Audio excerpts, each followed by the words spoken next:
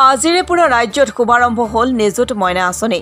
মুখ্যমন্ত্ৰী ডক্টৰ হিমন্ত বিশ্ব শৰ্মাই আঁচনিখন শুভাৰম্ভ কৰাৰ পিছতে মন্ত্ৰী যোগেন মহনে চৰাইদেউ জিলাৰ মৰাণ মহিলা মহাবিদ্যালয়ত আনুষ্ঠানিকভাৱে নিযুত মইনা আঁচনিৰ প্ৰপত্ৰ বিতৰণৰ শুভাৰম্ভ কৰে। কাৰ্যসূচীত মন্ত্ৰী যোগেন মোহন, দেউৰী স্বায়ত্তশাসিত পৰিষদৰ মুখ্য কাৰ্যবাহী ভৈৰৱ দেউৰী, মাহমৰা ৰাজচক্ৰ বিষয়া বৰষা দুৱৰা, প্ৰেমানন্দ দলে, মৰাণ মহিলা মহাবিদ্যালয়ৰ অধ্যক্ষা জয়শ্ৰী ফুকন, মৰাণ নগৰ পালিকাৰ সভাপতি অৰূপ দত্ত উপস্থিত থাকে।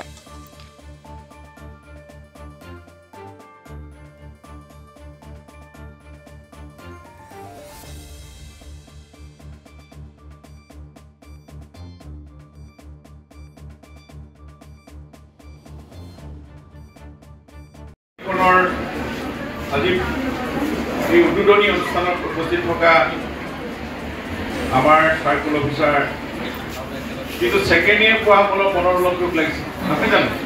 স্বাভাৱিকতে লাগিবই। আৰু ডিগ্ৰী ফাৰ্ষ্ট ছেমৰ ডিগ্ৰীত ছেকেণ্ড থাৰ্ড ছেমৰ সকলো এই আঁচনিৰ পৰা সুবিধাটো নাপাব, কাৰণ এই বছৰ আৰম্ভ হৈছে। অহা বছৰৰ পৰা এই ফাৰ্ষ্ট ইয়েৰসকল যেতিয়া ছেকেণ্ড ইয়েৰ পাব, তেখেতসকলৰ কাৰণে এইটো কণ্টিনিউ হ'ব। আৰু দুখন কণ্ডিশ্যন কৈছে, কেৰেক্টাৰ চাৰ্টিফিকেট বা ইয়াত আমি যে কলেজত যিটো ৰেগুলাৰ আহিব লাগে বা অইন কিবা কাৰণত থাকিলে নাপাব। মই ভাবোঁ এই ছেকেণ্ড ইয়েৰসকলো কণ্টিনিউ হ'ব। আৰু ডিগ্ৰী ফাৰ্ষ্ট ছেমৰ পৰা যিসকলে এডমিশ্যন লৈছে ছেকেণ্ড ছেম থাৰ্ড ছেমলৈকে তেওঁলোকক এইটো কণ্টিনিউ হৈ থাকিব। আৰু ইউনিভাৰ্চিটি ফাৰ্ষ্ট ইয়েৰ এডমিশ্যন লোৱাসকল, বি এডত এডমিশ্যন লোৱাসকলেও ইয়াৰ পৰা বেনিফিট পাব। মূল দুটাই কথা আঁচনিখনত, আমাৰ বহু গাঁৱলীয়া বহু ছাত্ৰী ল'ৰা এটা ছোৱালী থাকিলে ল'ৰাটোৱে পঢ়ক, ছোৱালীজনী তই বাদ দিয়া বুলি কয় বহুতে। সেইটো এনেকুৱা এটা সমাজত চলি আছিল। সেইটো ছোৱালীসকলৰ পঢ়াৰ দায়িত্ব চৰকাৰে লৈছে। ছোৱালীসকলৰ পঢ়াৰ দায়িত্বটো, কাৰণ মহিলা শিক্ষিত নহ'লে এখন সমাজ কেতিয়াও কৰিব নোৱাৰে বা এটা জাতি বা এখন ৰাষ্ট্ৰ কেতিয়াও উন্নতি শিকিবলৈ যাব নোৱাৰে। সেইকাৰণে মহিলা সবলীকৰণৰ শব্দটো আমি সকলোৱে শুনিছোঁ। আৰু মহিলা শিক্ষা আৰু প্ৰধানমন্ত্ৰী নৰেন্দ্ৰ মোদী ডাঙৰীয়াই কৈ আছে বেটী বচাও বেটী পঢ়াও। এই বেটী আমাৰ কাৰণে আগবঢ়াইছে।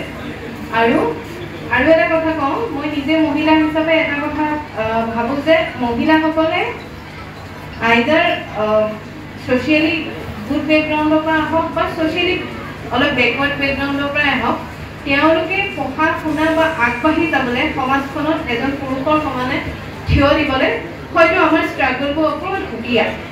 এজনী ছোৱালীৰ ষ্ট্ৰাগলবোৰ আমাৰ সুকীয়া, যিহেতু আমি ফিজিকেলি এজন পুৰুষৰ সমান আমি ষ্ট্ৰং নহয়, কিন্তু মেণ্টেলি আমি ছোৱালীসকল বা মহিলাসকল বহুত বেছি ষ্ট্ৰং পুৰুষতকৈ বুলি মই ভাবোঁ।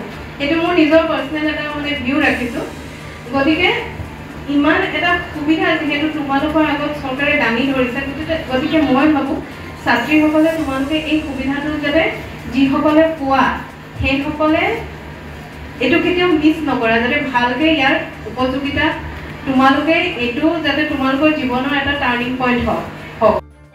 অৰ্থাৎ 10 লাখ এক নিযুত ছোৱালী আমাৰ হায়াৰ ছেকেণ্ডেৰী আৰু ডিগ্ৰী ফাৰ্ষ্ট ইয়েৰত পঢ়ি থকা তেওঁলোকক এই আঁচনিখনৰ সাঙুৰ খুৱাই লোৱা হ'ব।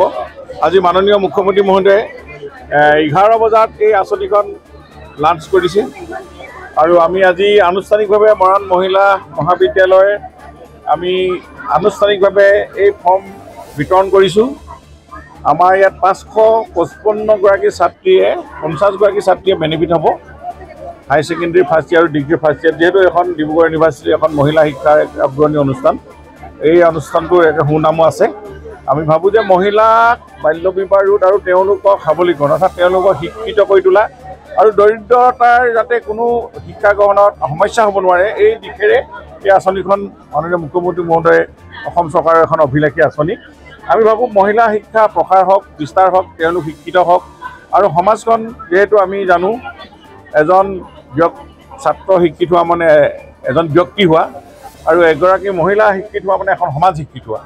এই ধাৰণাৰে গোটেই সমাজখন আমি আগবঢ়াই নিব লাগিব। আৰু তেওঁলোকক আজি চৰকাৰে এই আঁচনিখন ৰূপায়ণৰ জৰিয়তে আমাৰ যি সমাজত চলি থকা কিছু ব্যাধি ৰোধ কৰাৰ লক্ষ্য আছে, যেনেকৈ বাল্য বিবাহকে আদি কৰি বিভিন্ন ধৰণৰ, গতিকে এইখিনিও ৰোধ হ'ব। গতিকে ইয়াতে এটা বিজ্ঞানসন্মত এই আঁচনিখনৰ লগত অন্তৰালত কিছু জড়িত হৈ আছে। মই ছাত্ৰীসকলক শুভেচ্ছা জনাইছোঁ, এই টকাটো সৎব্যৱহাৰ কৰক, তেওঁলোকে নিজৰ পঢ়া শুনাত খৰচ কৰক, আৰু তেওঁলোকক আমি যেনেকৈ হাই ছেকেণ্ডেৰী ফাৰ্ষ্ট ইয়েৰত 1000 টকাকৈ পাব। অহা অক্টোবৰ মাহৰ 10 তাৰিখৰ পৰা মাননীয় মুখ্যমন্ত্ৰী মহোদয়ে আজি প্ৰেছ মিটৰ যোগেদি ঘোষণা কৰিছে, আৰু ডিগ্ৰী ফাৰ্ষ্ট ইয়েৰসকলে ইয়াত 1250 টকাকৈ পাব, আৰু PG বা ইউনিভাৰ্চিটিত 2500 টকাকৈ।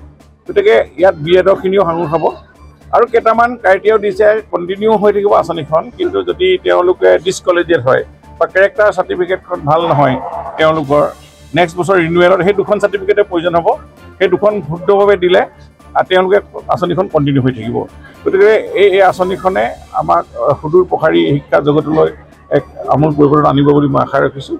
মই আজি ইয়াত সকলো শিক্ষক, মহিলা মহাবিদ্যালয়ৰ অধ্যক্ষা জয়শ্ৰী ফুকনকে আদি কৰি সকলোকে মই ধন্যবাদ জনাইছোঁ এই অনুষ্ঠানটো সফল কৰাৰ বাবে। চাৰ্কুল অফিচাৰ লগত আছে, ব্লক এলিমেণ্টাৰী এডুকেশ্যন আমাৰ দেউৰী অট'নমাছ কাউন্সিলৰ চিফ ভৈৰৱ দেউৰী উপস্থিত আছে। আটাইকেইজনকে মই ধন্যবাদ জনাই আজি আঁচনিখন আনুষ্ঠানিক লঞ্চ কৰা হ'ল বুলি ঘোষণা কৰিছোঁ।